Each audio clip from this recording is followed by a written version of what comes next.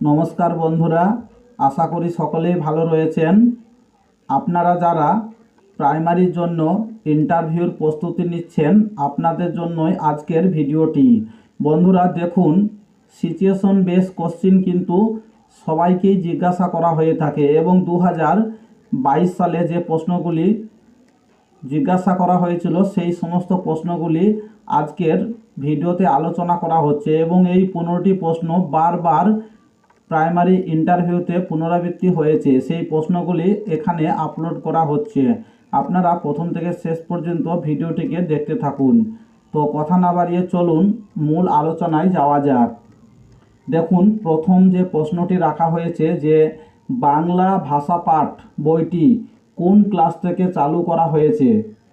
তো এর যে সঠিক উত্তর সেটি হবে যে বাংলা ভাষা পাঠ বইটি 4র্থ শ্রেণী থেকে চালু করা হয়েছে।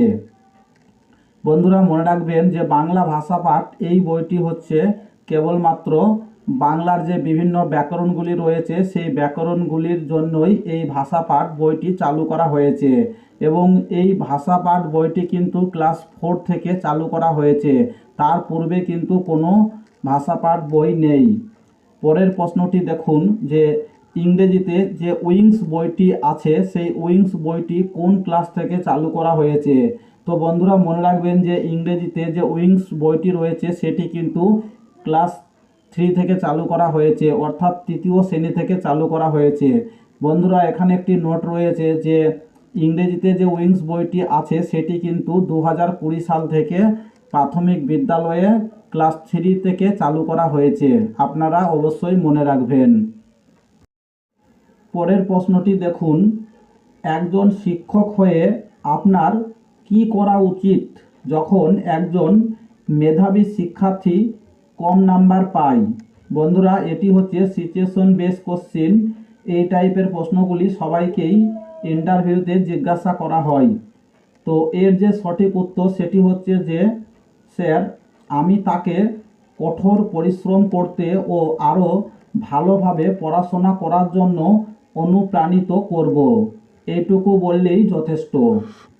পরের প্রশ্নটি দেখুন, যদি কোনো শিশু আপনাকে বলে যে স্যার আপনাকে অনেক সুন্দর লাগছে, তাহলে আপনি কি করবেন। এর যে সঠিক উত্তর সেটি হচ্ছে যে স্যার, অবশ্যই তাকে আগে আমি ধন্যবাদ জানাবো, তারপরে তাকে বলবো যে তোমাকেও অনেক অনেক সুন্দর লাগছে, তবে ভালোভাবে মন দিয়ে পড়াশোনা করলে তোমাকে আরও বেশি ভালো লাগবে ও সকলে তোমাকে ভালো বলবে। পরের প্রশ্নটি দেখুন যে ধরুন মিড ডে মিলের খাবারে একদিন নোংরা কিছু পড়ল, সেই দিন শিক্ষার্থীদের খাবারের ব্যবস্থা কিভাবে করবেন। এর যে সঠিক উত্তর সেটি হচ্ছে যে স্যার, যদি সমস্ত খাবার কোনো একটা দিনে নষ্ট হয়ে যায় সেই ক্ষেত্রে অন্য খাতের টাকা দিয়ে এবং শিক্ষকরাও কিছু কিছু টাকা দিয়ে সেই দিনের মতো খাবারের ব্যবস্থা করব। পরের প্রশ্নটি দেখুন যে শিক্ষার্থীদের প্রাথমিক বিদ্যালয়ে পড়ানোর উদ্দেশ্য কী। বন্ধুরা এই টাইপের প্রশ্নগুলি কিন্তু খুব সহজে যদি উত্তর দিয়ে দেন তাহলে কিন্তু ভুল হওয়ার সম্ভাবনা থাকে। তাই আপনাকে এই সিচুয়েশন বেস প্রশ্নের উত্তরগুলি ভালো করে জেনে যেতে হবে। এর যে সঠিক উত্তর সেটি হচ্ছে যে দেখুন, শিক্ষার প্রাথমিক জিনিসগুলো শিক্ষার্থীরা এখানে শেখে এবং পরবর্তী বা উচ্চশিক্ষার জন্য তারা প্রস্তুত হয়। এছাড়াও সুঅভ্যাস গঠন ও নৈতিক বিকাশ ঘটে প্রাথমিক বিদ্যালয়ে। পরের প্রশ্নটি দেখুন, ব্যোমকেশ বক্সী চরিত্রটি কার সৃষ্টি। মনে রাখবেন যে এটি শরদিন্দু বন্দ্যোপাধ্যায়ের সৃষ্টি। পরের প্রশ্নটি যে ব্যোমকেশ বক্সী কী ধরনের চরিত্র।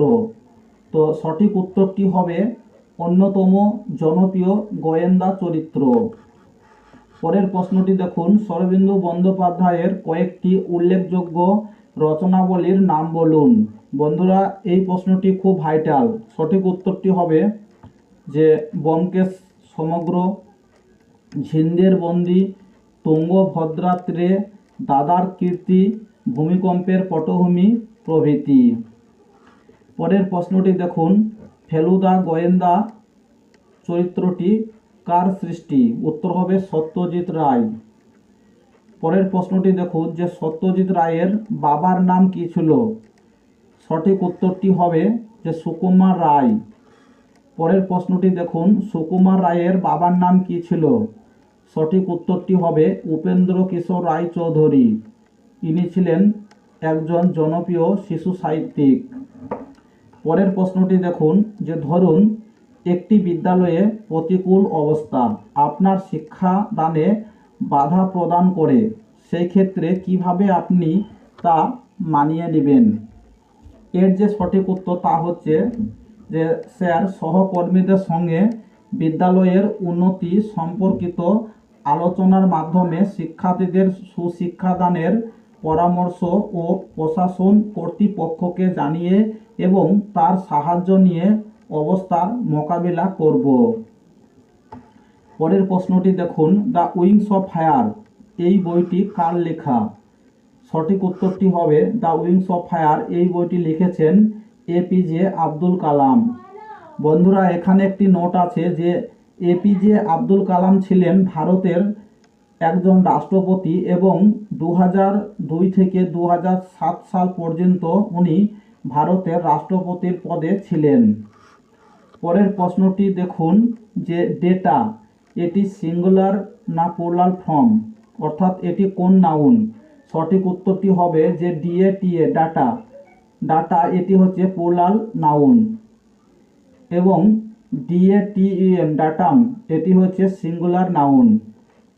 বন্ধুরা, এখানে যে 15টি গুরুত্বপূর্ণ প্রশ্ন আলোচনা করা হলো, এই প্রশ্নগুলি কিন্তু পূর্বের যে কোনো ইন্টারভিউতে বারবার জিজ্ঞাসা করা হয়েছিল। এই পিডিএফটি আমার কাছে ছিল বন্ধুরা, তাই আপনাদেরকে ভিডিও আকারে এখানে আপলোড করে দেওয়া হলো। আপনারা যারা প্রতিদিন এই ভিডিওর ক্লাসগুলি দেখবেন আপনারা যখনই ইন্টারভিউ হলে প্রবেশ করবেন অনায়াসে দেখবেন আপনারা 8 বা 9 প্লাস পেয়ে যাবেন। তো বন্ধুরা, যদি ভিডিওটি ভালো লাগে অবশ্যই একটি লাইক করবেন এবং পরবর্তী ভিডিওগুলি পাওয়ার জন্য অবশ্যই এই চ্যানেলটির সঙ্গে যুক্ত হয়ে থাকবেন। এতক্ষণ পর্যন্ত ভিডিওটি দেখার জন্য সকল বন্ধুকেই ধন্যবাদ।